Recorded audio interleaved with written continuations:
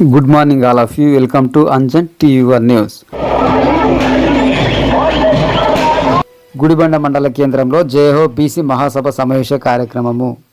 ఆంధ్రప్రదేశ్ శ్రీ సత్యసాయి జిల్లా మడకసిరి నియోజకవర్గం గుడిబండ మండలంలో మడకసిరి నియోజకవర్గం ఇన్ఛార్జ్ గుండుమల తిప్పేస్వామి ఆధ్వర్యంలో జయహో బీసీ మహాసభ సమావేశ కార్యక్రమం నిర్వహించడం జరిగింది. ఈ కార్యక్రమంలో శ్రీ సత్యసాయి జిల్లా అధ్యక్షులు పెనుగొండ నియోజకవర్గం ఇన్ఛార్జ్ పార్థసారథి, రాష్ట్ర కార్యదర్శి డాక్టర్ శ్రీనివాసమూర్తి, జిల్లా ప్రధాన కార్యదర్శి అంబిక లక్ష్మీనారాయణ, మండల కన్వీనర్ మదన కుంటప్ప, జిల్లా నాయకులు పోతులయ్య, వడ్డే వెంకట్, శ్రీనివాస్, పట్టణ అధ్యక్షులు మనోహర్, జిల్లా వీరశైవ సంఘం అధ్యక్షులు దుర్గేష్, జిల్లా కురుబ సాధికారక కన్వీనర్ గోవిందప్ప, రాష్ట్ర రైతు సంఘం అధికార ప్రతినిధి కెఎన్ సురేష్, రాష్ట్ర ఒక్కలిగ కన్వీనర్ శ్రీనివాస్, ప్రధాన కార్యదర్శి ప్రకాష్, క్లస్టర్ ఇన్ఛార్జీలు లక్ష్మీ నరసింహప్ప, భీమరాజు, మాజీ ఆసుపత్రి committee chairman Shivakumar, unit booth ఇన్ఛార్జీలు, వివిధ కులాల జిల్లా కన్వీనర్లు, సర్పంచులు నారాయణప్ప, నరేంద్ర, నియోజకవర్గం టీఎన్టీయూసీ అధ్యక్షులు బాలపల్లి రాజు, నియోజకవర్గం బీసీసీఎల్ అధ్యక్షులు తిప్పేస్వామి, మీడియా కోఆర్డినేటర్ జనసేన నాయకులు ఆనంద్, మాజీ సర్పంచులు, మాజీ ఎంపీటీసీలు, సీనియర్ నాయకులు ఆనంద్, తెలుగుదేశం పార్టీ గుడిబండ నాయకులు, కార్యకర్తలు, మహిళలు, యువత తదితరులు పాల్గొన్నారు.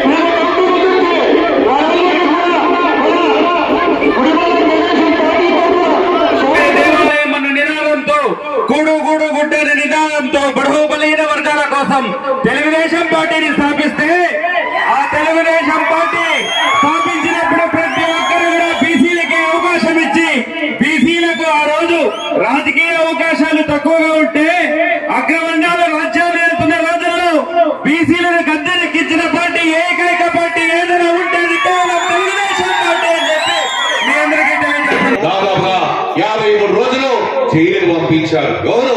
ఈ జగన్మోహన్ రెడ్డి. ముఖ్యంగా ఆయన చేసిన తప్పు ఏదీ లేదు. చంద్రబాబు నాయుడు గారు చేసింది ఒక్కటే, ముఖ్యంగా స్కిల్ డెవలప్మెంట్. ఆ స్కిల్ డెవలప్మెంట్ వల్ల అట్టడుగు స్థాయిలో ఉన్నటువంటి యువకులకి ఒక శిక్షణ ఇస్తే ఆ శిక్షణ ద్వారా ఈరోజు ప్రపంచ దేశాల్లో ఉద్యోగాలు చేస్తున్నారంటే ఆ ఘనత మన చంద్రబాబు నాయుడు గారు. అవునా కాదా?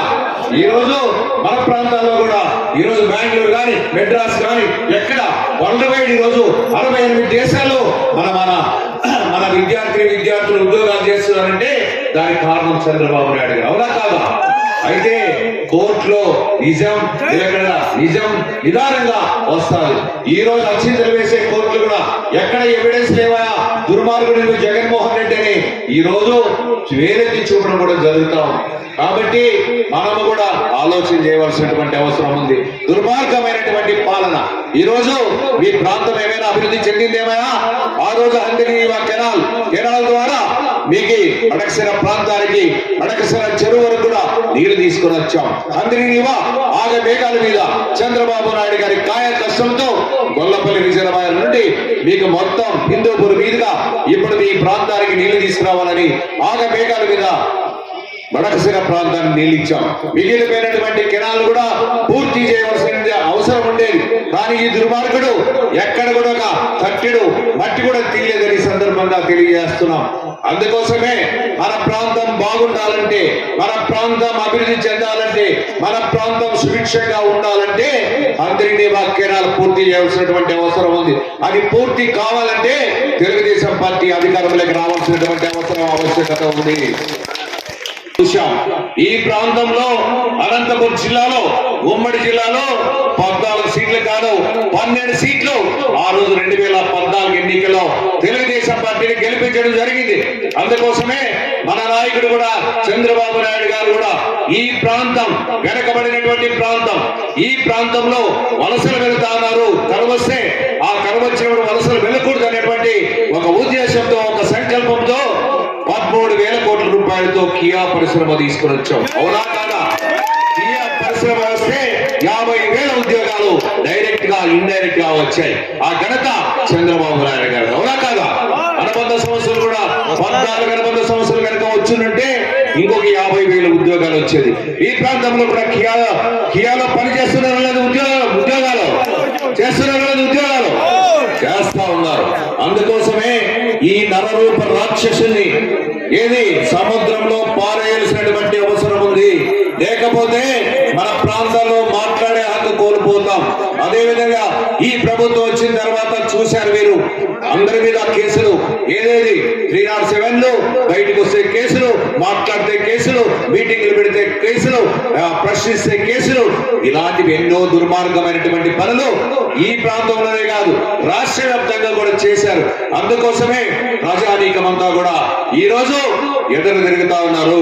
అదే విధంగా మనం చూసాం, ముఖ్యంగా ఇక్కడే కాదు, ఈరోజు చాలా మంది ఉపాధ్యాయులు మాకేదో వరద పెడతాడు, సిపిఎస్ రద్దు చేస్తాడు అనుకుంటే ఆ రోజు ఏం చెప్పారంటే 3 చేతులతో ఓట్లేశారంట వైవారులంతా. ఈ రోజు తెలుగుదేశానికి 4 చేతులతో ఓట్లేసేదానికి రెడీగా ఉన్నారు. అవునా కదా? అదే విధంగా మనం కూడా ఆలోచన చేయాలా. పోలీసులు వాళ్ళని అడ్డం పెట్టుకుని రాజ్యం వేయారు. అదే పోలీసులకి హెచ్ఆర్ఏలు కానీ డిఏలు కానీ ఏమీ రాలేదు. వాళ్ళు కూడా ఈ రోజు మనకు అండగా నిలబడతారు. పోలీసులంతా చెడ్డలు కాదు, కానీ కొంతమంది మాత్రం వ్యవహరించారు. వాళ్ళని దృష్టిలో పెట్టుకొని భవిష్యత్తులో ముయికి మాత్రం పెడతామని సందర్భంగా తెలియజేస్తూ ఉన్నాం. మన కార్యకర్తలకు ఎక్కడైనా ఇబ్బంది జరిగి ఉంటే, ఇబ్బంది పెట్టి ఉంటే వాళ్ళకు కూడా ముయికి పెడతాం, కార్యకర్తలకు అండగా నిలబడతామని సందర్భంగా తెలియజేస్తా ఉన్నాం. ఇవన్నీ ఆలోచన చేయమని మిమ్మల్ని కోరుతా ఉన్నా.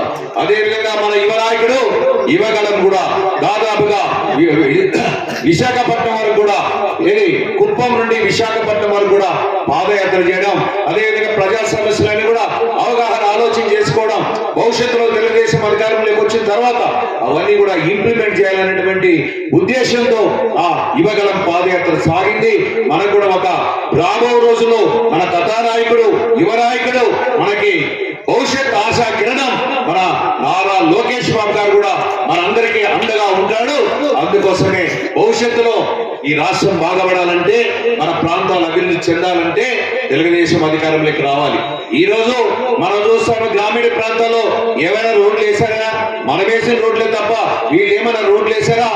అదేవిధంగా పంచాయతీ సర్పంచులు పాపం వాళ్ళంతా కూడా ఏదో కష్టపెట్టుకొని ఆర్థిక ఇబ్బందులు ఉండినా ఈ రోజు ఎలక్ట్ అయిన తర్వాత ఆ పంచాయతీ సర్పంచులు కనీసం ఆ డ్రైనేజ్ లో ఉరుకు తీసేదానికి కూడా కాలేదు. వలప వేసే పరిస్థితి కూడా లేదు, అభివృద్ధి చేసే పరిస్థితి లేదు, ఒక సిమెంట్ రోడ్ వేసే పరిస్థితి లేదు. ఈ రోజు వాళ్ళు కూడా ఇబ్బంది పడతా ఉన్నారు. అదేవిధంగా ఈ దుర్మార్గుని పరిపాలన మేము సర్పంచ్ గా ఎలక్ట్ అయినాం, మాకు ఒక శాపమేమని వాళ్ళు కూడా భావిస్తున్నటువంటి సందర్భంలో సర్పంచులకు అందరికీ పిలిపిస్తున్నా, మీరు కూడా మా పార్టీలో కలిసి రండి, మేము కూడా మిమ్మల్ని చూసుకుంటాం, భవిష్యత్తులో అభివృద్ధి పదంలో మిమ్మల్ని కూడా నడిపిస్తామని ఈ సందర్భంగా తెలియజేస్తూ, ముఖ్యంగా ఈ ప్రాంతానికి నాకు అవినాభావ సంబంధం ఉంది.